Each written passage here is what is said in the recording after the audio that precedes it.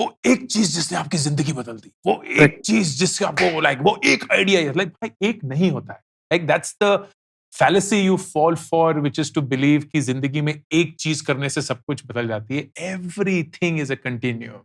There's no listicle in life. There are no 3 things that you do that will make you a billionaire. Everything is cause and effect का misunderstanding. This being in right place, right time, I think the odds of getting lucky increases if people who want you to get lucky in life become more. Right? If you have to tell me, what are the signs of mediocre talent? Their surrounding. Who you surround yourself with. Even in the team, there are few players who are mad and hungry. Doesn't matter the talent. Especially nowadays in sports, talent comes secondary. Who really wants it?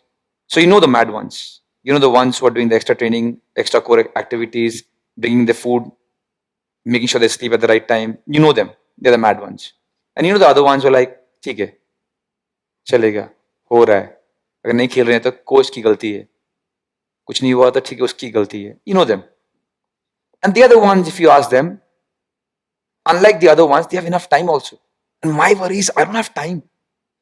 So whenever I meet a player like, वो था, बहुत था, ये था, वो देखा, ये देखा, वो देखा, वो शो भी देख रहा हूँ, वो भी देख रहा हूँ, रात को मैसेज भी कर रहा हूँ, ऑनलाइन भी था, वगैरह वगैरह वगैरह. You know, if the difference is one day, it is not going to make any difference.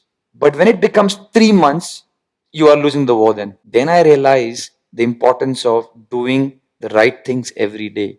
You don't like it, do it. You're feeling bad, do it. You want to cry, do it. Because if this is what you really want, these things don't matter. You can have a bad day. You can have a bad thing in your family. Something can go wrong in your family or whatever. But do it. Switch back to the question on 3 traits you've seen in almost all mediocre people or all mediocre talent over many years, which repeat. Mediocre talent. So I think the first one is fear. Right? The underlying thing is fear. There is something that they're scared of more than they are growing and improving. And it's maybe like it's like ego. Maybe that's another way to put it, right? It's like insecurity. Yeah, some insecurity or some where they don't want to look bad. They're afraid to fail. They're afraid of what people will think. They're afraid of a lot of things, right? They're afraid to be judged. I think if you have that, it's very, very hard to push yourself to be excellent, to be a learner, and all that. That's probably the number one quality that I would say. I think the second one is just, it's related to that. Like because you have that insecurity fear, you might do things where you want to put yourself in a room where you're the smartest. And if you're the smartest person in the room, it's gonna, you're gonna feel great all the time. You're gonna be like, oh yeah, look at me, I'm awesome. But you're really not gonna get better, and your trajectory is not really gonna go anywhere, right? So you kind of have to be willing to, you get what you put in, right? And if you don't want to get better and you're gonna just be satisfied with it, then that's just where you're gonna be.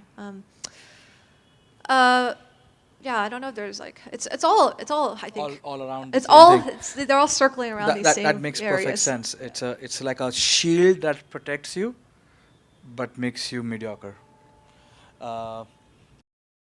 You seem to not be a micromanager. Would that be the right assumption? Yeah, I'm not. How do you spend your time then? What do you spend your time on? I wish I could spend more of my time reading, knowing, learning. Mostly spending time in improving people.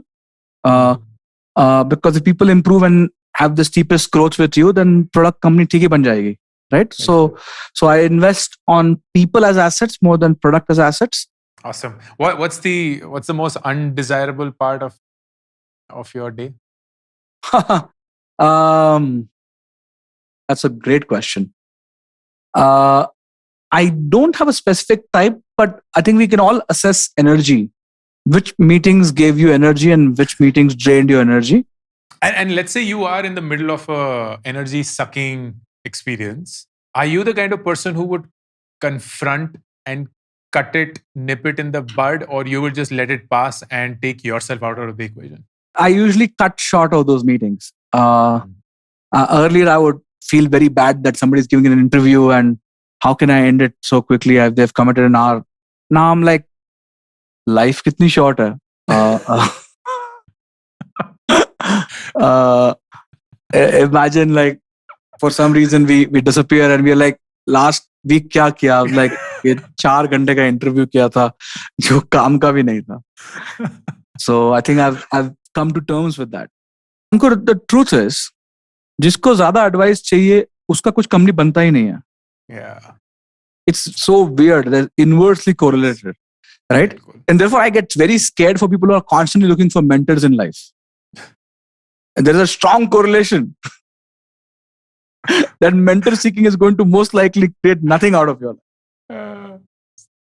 No, and the belief that there is someone out there who has a solution to your problem. No, Ankur, I'll tell you it's what it is. See, हमने exam पढ़ाई की और हमको tuition में important question मिल जाते थे. उतना पढ़ाई कर लो तो so the coaching class DNA is not gone. So we are looking for important questions. एक कोई डाइजेस्ट दे दो मुझे कि क्या लाइफ, हाँ लाइफ की कुछ एक समरी दे दो, बस ये नोट्स जेरोक्स करा दो इसके, राइट? एक एपिक शिट बुक भी पढ़ लो और life unlock. So true, so true. So this word kunji is a North Indian term. This is basically a booklet that contains the answers to the last 10-year questions. And हर एक exam से पहले बच्चों को बस ये चाहिए यार कुंजी मिल जाए, क्योंकि कुंजी मिल गई तो एक रेपिटेटिव पैटर्न है और उसी के बेसिस पे सब आ जाएगा, which is frankly true as well. So people scored and you're so right that DNA has not gone. And that is why listicles, right? जब भी मैं बोलता हूँ कि यार everyone's like यार वो एक चीज जिसने आपकी जिंदगी बदल दी, वो एक चीज जिससे आपको like वो एक आइडिया है, like भाई एक नहीं होता है. Like that's the fallacy you fall for, which is to believe कि जिंदगी में एक चीज करने से सब कुछ बदल जाती है. Everything is a continuum. There's no listicle in life. There are no 3 things that you do that will make you a billionaire. Everything is cause and effect ka misunderstanding. So there's a question from Govind which says, how to be more right than wrong? That's quite interesting. Okay, how to be more? I think like I said earlier, right? I think doing stuff around your core competencies, you tend to build like a gut, like an instinct towards it over a period of time, and really I think that's the only way to be probably more right than wrong, which is just build core competency around whatever you're doing and keep doing it for long periods of time. Eventually, if you love what you do and you're building core competencies, your instincts tend to be more right than wrong. And if I look at even the Zerodha's journey, a lot of things that we did with this whole like made a plan and said, what, let's do a survey and let's figure this shit out like that. I mean, hardly ever worked. Most things that have worked for the business are these instinctive ones. Right? I was sitting together and said, dude, do we go zero brokerage? Yeah, let's go. So I mean, I mean, and I kind of look back in time and I realized that the reason a lot of these things worked was because those instincts were built over like a long period of time. And yeah, so and it takes time. I mean, a lot of people, especially with the youngsters today, everyone wants to go from point A to B very quickly. You can't, unfortunately. So it takes time to build these core competencies and instincts. How to take good decisions, right? Yeah, I think. See, firstly, the way when I have to decide on something, there are a few things, right? As in which I don't say it's a bullet point. I've made a list somewhere, but I know that mentally I'm kind of running through this.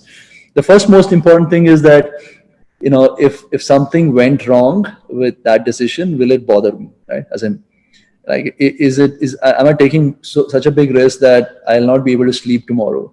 Or, can I really make peace with that worst case outcome of the decision, right? If I can make peace with it, I do it. If not, I don't do it.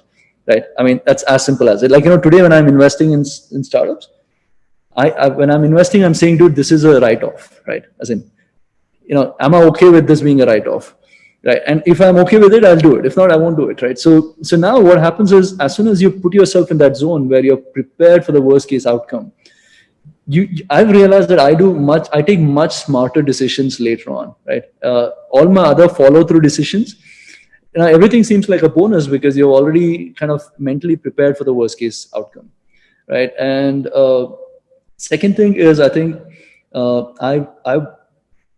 This being in right place, right time, I think the odds of getting lucky increases if people who want you to get lucky in life become more, right? If more people want you to get lucky, your odds of kind of getting lucky increases, right? It's this whole good karma, bad karma stuff, right? As in, it's just you do good, as much good, and the odds of good happening back to you increases.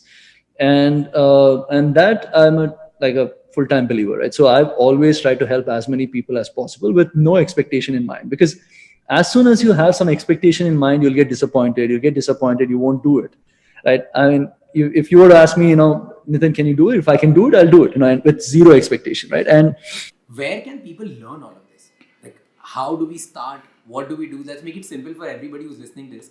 Like, what are these 1, 2, 3, 4 steps which somebody can take? Learn about inflation, learn about capitalism, because you love to talk about it. I think the simplest method is take one word that you got interested in, inflation. Spend 1 hour on YouTube finding everything about it. While you watch that video, you'll learn one more word. Spend 1 more hour finding about that word. Then you will discover one more word. Find more about that word.